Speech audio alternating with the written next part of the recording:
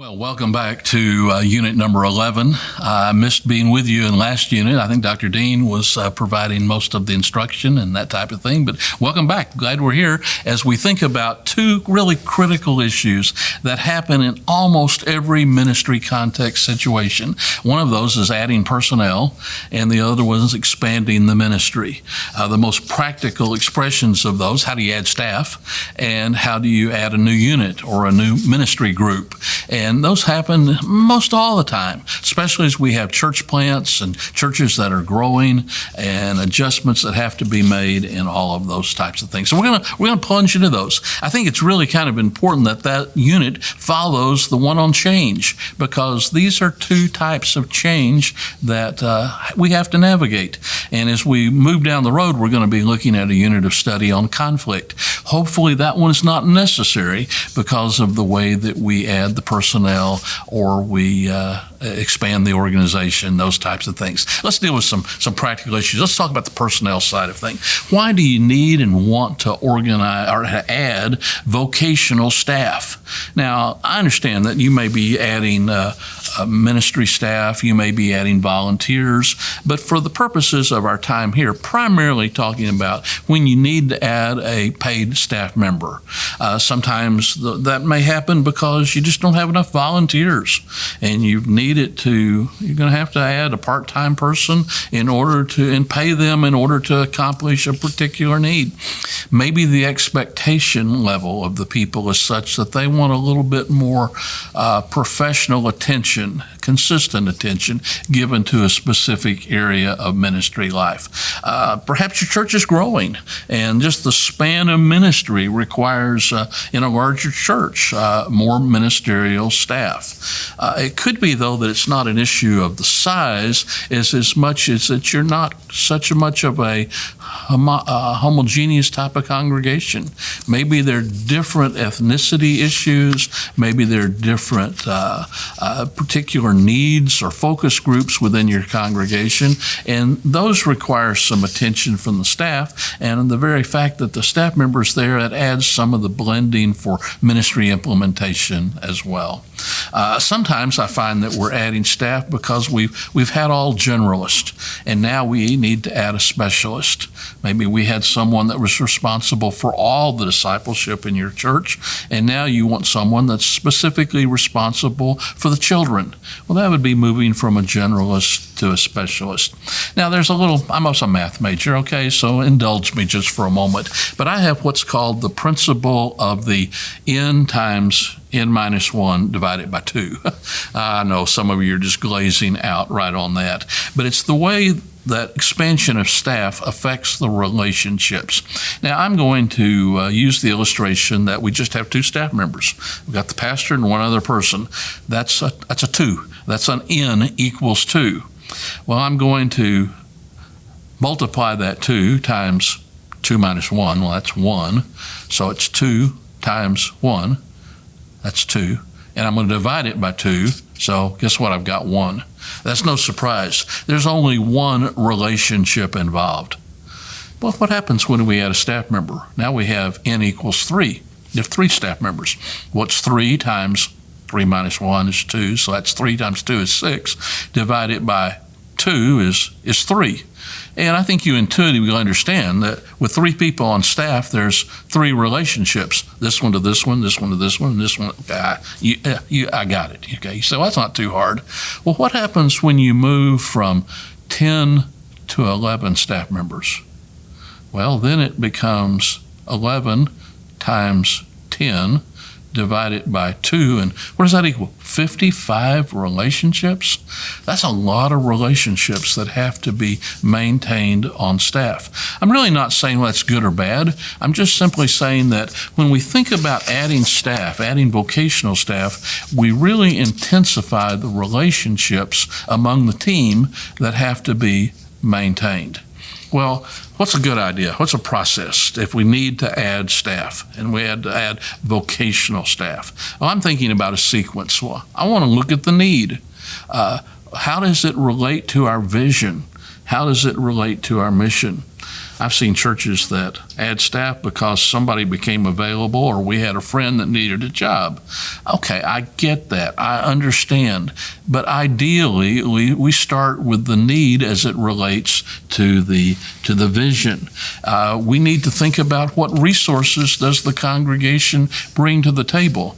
You say, you mean like money? Well, that would be part of it. But it's not only providing for salary, but it's also for benefits, for workspace, for support, for ministry activities. I'm really not trying to bring a person just to have them sit in an office. I want them to have ministry resources to do something.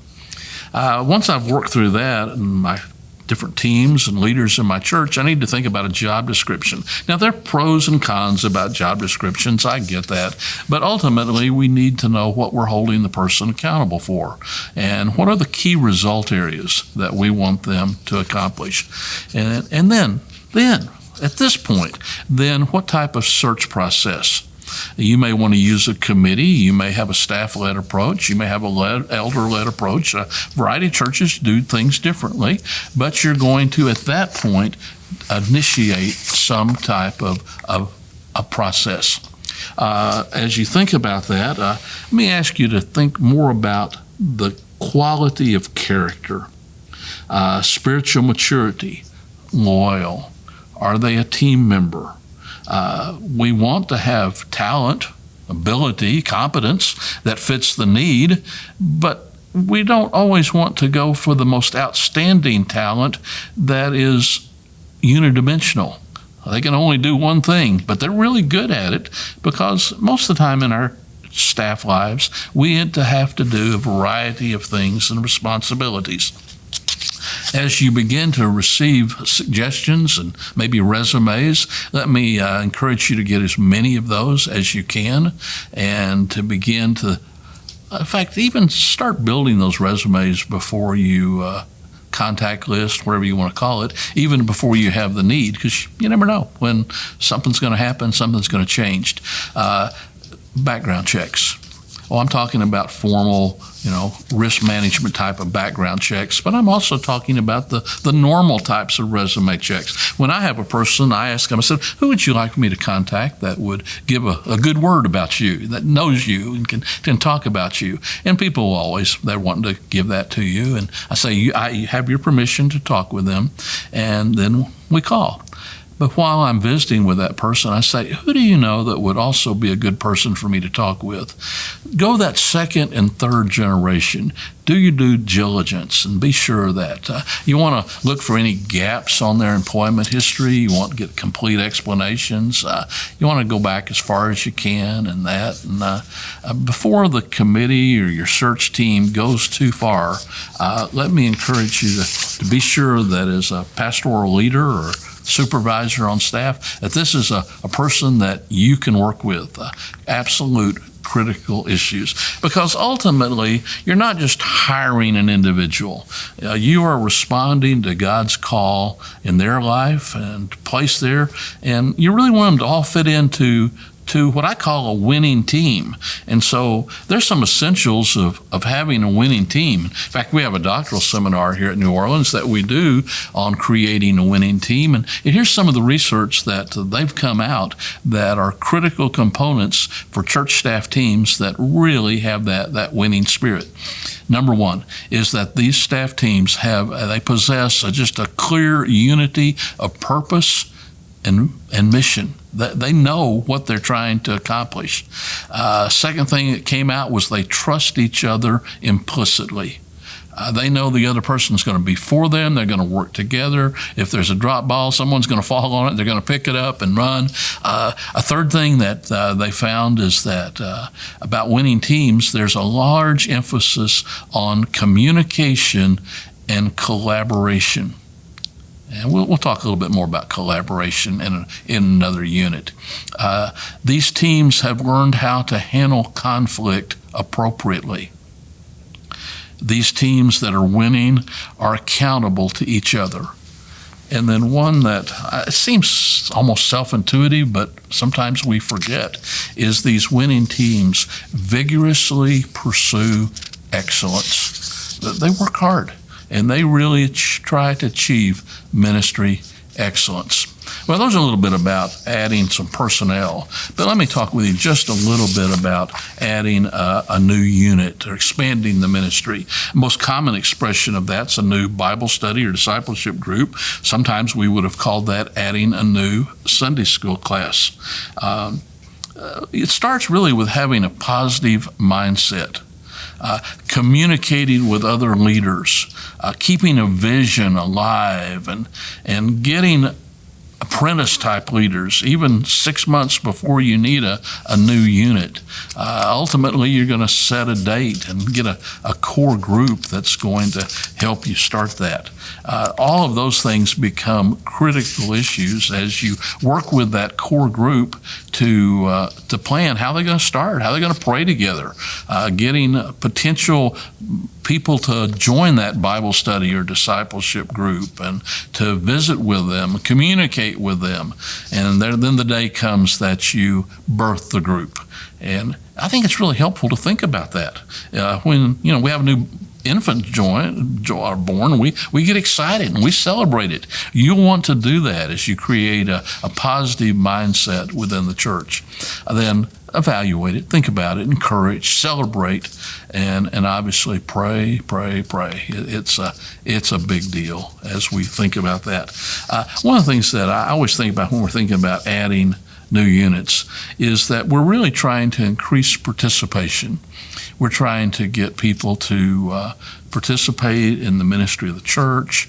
We're trying to get them more involved in spiritual growth. Potentially, we're actually trying to put them in a position where God's Spirit works in their lives to draw them to Christ.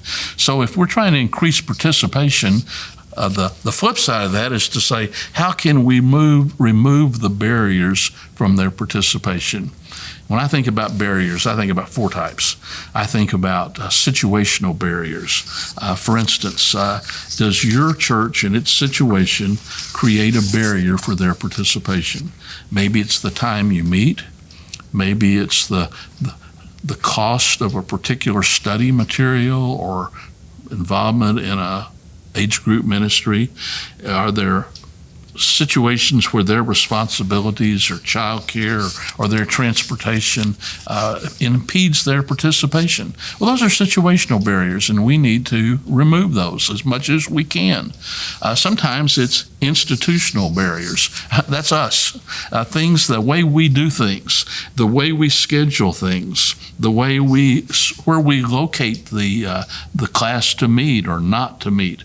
For instance, maybe we put it on a 3rd or 4th floor of our building and expect our older adults to be able to climb those stairs. And that's an institutional type of barrier.